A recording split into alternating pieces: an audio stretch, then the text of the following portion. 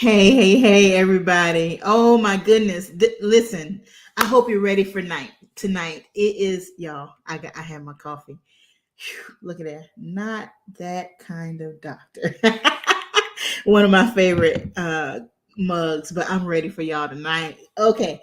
We got to get into this thing, and I'm not going to hold you long. I'm Dr. Patrice Butner Jackson. You can call me PBJ. Y'all know who I am by now. If you've been missing out on this back to school with PBJ, go back and catch up. Each episode is about 15 to 10 minutes, but I'm getting you ready. I'm bringing you a spoonful of PBJ every night to get you ready to start this academic year. July is dedicated to my educators. So this series and even on the podcast, go to disruptingburnout.com. And every week in July, I'm featuring a different educator to talk about their transition back, but also talk about disrupting burnout in education in general. So make sure you check that out. Y'all, tonight. We're still checking our baggage, but this one's important. All of them are important.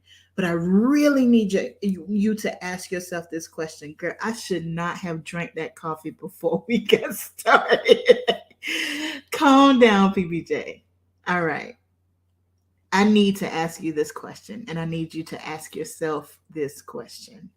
What stories are you telling yourself? What stories are you telling yourself? Y'all, when before I hit rock bottom burnout, I would tell myself, if I don't do it, nobody will. If I don't show up for my students, who's going to help them? If I don't have an open door policy, or if I'm not consistently available, then where are they going to find help? Let me tell you what happened when I left. That school is still open to this day. I haven't been there since 2019. It's 2023. That school is still open. Students who I love and who I served, they graduated, they started careers, and I wasn't there. How dare them move on with their life without me?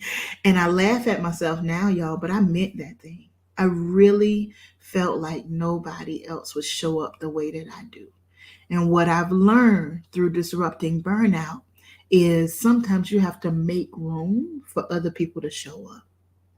If you find yourself saying, well, nobody else will do it, well, friend, you don't make space for nobody to do it. You don't wait when the question comes up, you jump right in with a yes because you feel responsible, but you don't wait to give somebody else room to say yes. Friend, sometimes you need to get out of the way, even if it's gonna fall, even if it's gonna fail. Sometimes you need to make room for the failure so that everybody else can see what you see. What stories are you telling yourself? How have you convinced yourself that you have to show up? And when I say stories, I want you to know that these stories come from somewhere, right? So there's a little bit of truth in all of them. That's the only way that the story sticks. Without a little morsel of truth, the story would never stick. So maybe you've seen where you've been the only one to show up. Maybe you've noticed where others don't care for your students the way that you do. Maybe you've been in the environment where no one else would raise their hand. I honor that that's probably the truth, but that doesn't mean you have to be the one every time. You trained people how to treat you, friend. And if you've trained everybody in your life that you're going to say yes, then they expect you to say yes. What stories are you telling yourself? Some stories may be, I have to work 10 times harder. And we know where that comes from. But is that the truth today? Is that what you are willing to do? I'm here to tell you that if you show up in your brilliance, it flows easily from you and you don't have to work 10 times harder. Those who are meant for you, you're going to be there. And those who can't handle you, you don't want to be connected anyway. What stories are you telling yourself? And where did those stories come from? What's the source of those stories? And how do you change the narrative? That's what I want to talk to you about. How do you change the narrative of the stories that you are telling yourself? So I need you to consider what your stories are. Your story may be, I'm not good enough and I don't belong here anyway. Your story may be, well, I owe everybody because they gave me a chance. Let me just pause right here for a minute. Nobody's giving anything for free. I promise you. No one's giving anything for free. So if someone gave you or selected you for a job, it's because you're qualified for it. Yeah. You know that you haven't gotten anything just by a handout. You've gotten everything because you worked for it.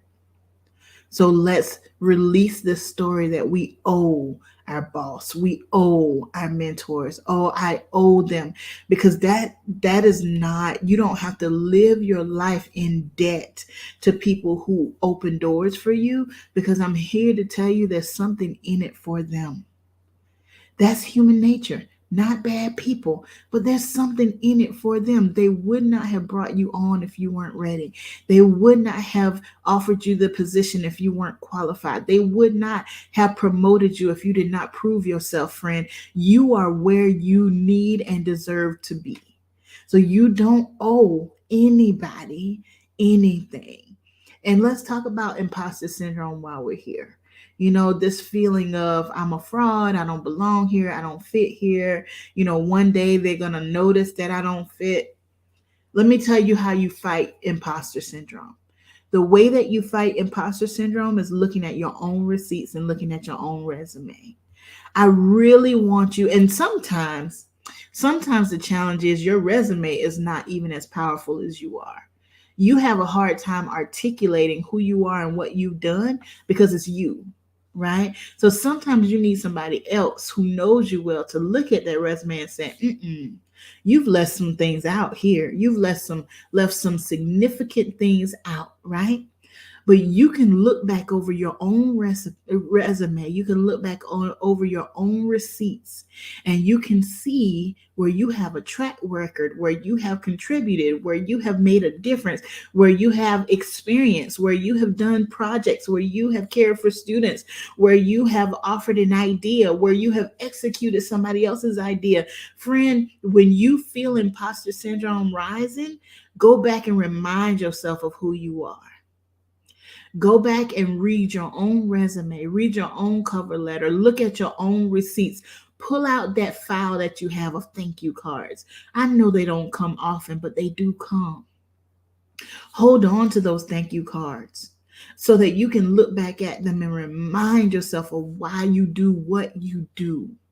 On the Teacher Appreciation Day, all those little cards you get, hold on to them, archive them somewhere, scan them, whatever you need to do, so that on the days that you feel inadequate, on the days that you feel not enough, you can go back and borrow somebody else's belief in you. When you don't believe in yourself, sometimes you got to go borrow belief to remind yourself of the difference you have made. Friend, what stories are you telling yourself? Let me say this and then I'm going to let you go. As human beings, we naturally come up with stories. If you think about how we've passed our history, when we write books, that's telling stories. When we share heritage, that's telling stories. The only way that our history has passed from generation to generation is through telling stories. Human beings are natural storytellers. But here's the trap. Here's the challenge. When we have a gap in information, we fill that gap with whatever story we can come up with. And most of the time, the story we come up with is worse than reality. So it's natural for you to come up with a story. But what I want to encourage you to do is, one, be comfortable not knowing. When you have a gap of information, be comfortable with the gap. You don't have to know everything. So a gap may be, what is my boss thinking about my progress in this area. A gap may be what's going to happen when I show up for this conference or this committee or to do this work. A gap may be how are students going to respond the first few weeks of school. That's a gap. You don't know because you don't control other people. Be comfortable with the gap. Be comfortable on not knowing. Right? The second thing you need to do concerning your stories is to identify the places that you filled in the gap. What stories have you created, or what stories were passed down to you? Maybe you didn't create them, but they were passed down to you. What stories were passed down to you? And what's the truth about those stories? What's the truth you know? So let's take, well, students are going to act up the first couple of weeks because that's what they do. That can be a story, right? So what's the truth you know? Because you don't know what your students are going to do. You don't. But here's what you do know. I'm equipped. I know that I can establish the boundaries and standards in my classroom. I know that I'm going to treat them with love and respect. I know that I am going to set a standard that I enforce and it will be clear to them. That's what I know. That's what I know. That's what I can control. That's what I'm going to do, right? I know that if things get out of control, here's what I'm going to do.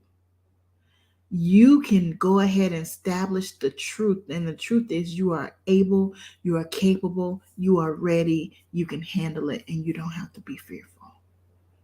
That's the truth. The truth is, even your degrees, your experience, all of that matters. But friend, you have a heart for this. That's the truth. That you can handle this, that you can stand up to it, that you are ready. That you are ready, that you can saturate that classroom, that department, that student program. You can saturate it with who you are, and you can decide that everybody that steps into that environment, there's already an atmosphere set, so they don't get to set it. That atmosphere that you set is what it's going to be. You can decide that, right? So tonight I want you to think about what stories you told yourself and how those stories have shaped the way you show up at work. And what's the truth about those stories? What gaps in information do you have that you need to be comfortable with? And what is the truth that you want to stand on? Okay? All right. So, tomorrow I'm going to tell you what to do with these stories, how to change the narrative. And then the next day we're going to talk about rest. Okay. So let's keep doing this for the month of July. Listen, if you don't have your sample chapter yet of my new book, go grab it, patricebucknerjackson.com/book. It's going to be a blessing to your life. I read it to you so you can listen to it, play it in your car, play it while you're taking a walk, whatever works for you, but go grab that sample. That's going to help you prepare for a fantastic academic year. Let's have the best closing you have ever had, friend. I believe that for you. All right. I will see you tomorrow night. Have a good night, and I'll be back with another spoonful of PBJ. I'm not going to drink coffee before I come tomorrow. Maybe. I don't know. If I need it, I'm going to drink it. But woo!